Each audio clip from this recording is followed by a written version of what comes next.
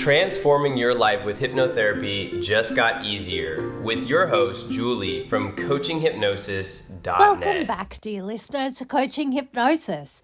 I'm your host, Julie. We've talked about precision shooting and golf, but what happens when the mechanics you've practiced for years suddenly just stop working?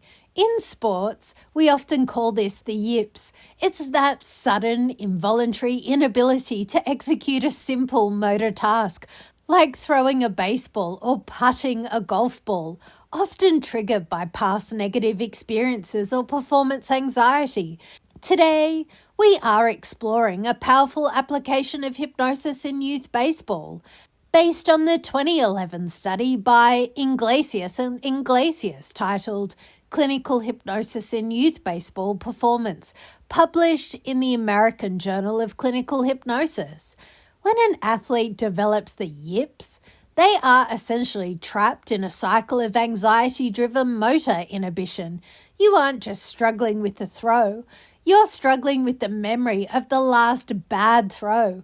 Your brain is trying to protect you from repeating a mistake, but in doing so, it creates so much tension that your muscles can't fire naturally.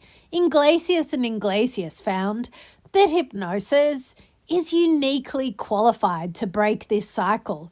It doesn't focus on trying harder to fix the mechanics. Instead, it focuses on reframing the emotional narrative of the athlete. Why it works. The study highlights that hypnosis allows young athletes to 1. Detach from trauma.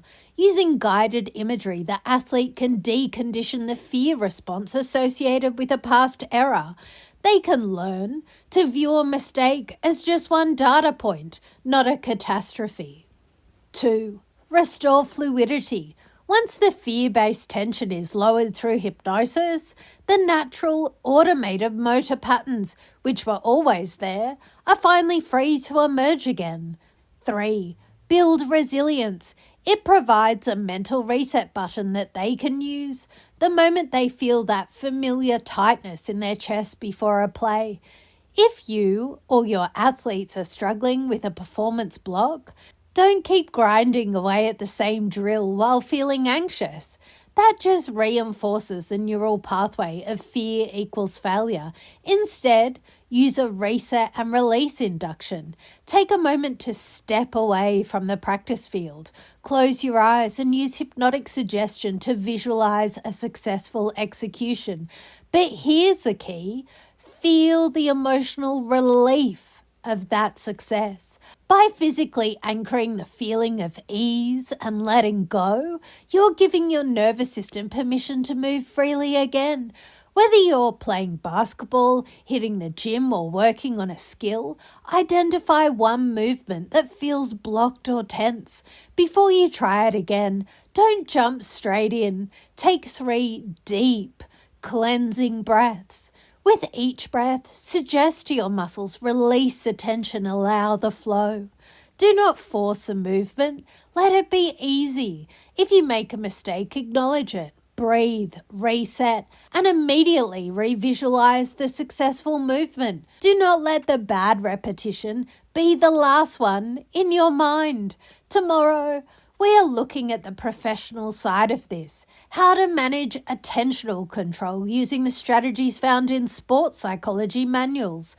Until next time, keep your mind clear, your muscles loose, and your game focused. My coaching tip for today: when working with youth athletes, the reset is more important than the correction. If they miss, teach them to pause and perform their reset anchor before they ever attempt the next rep. Mindfully yours, Julie.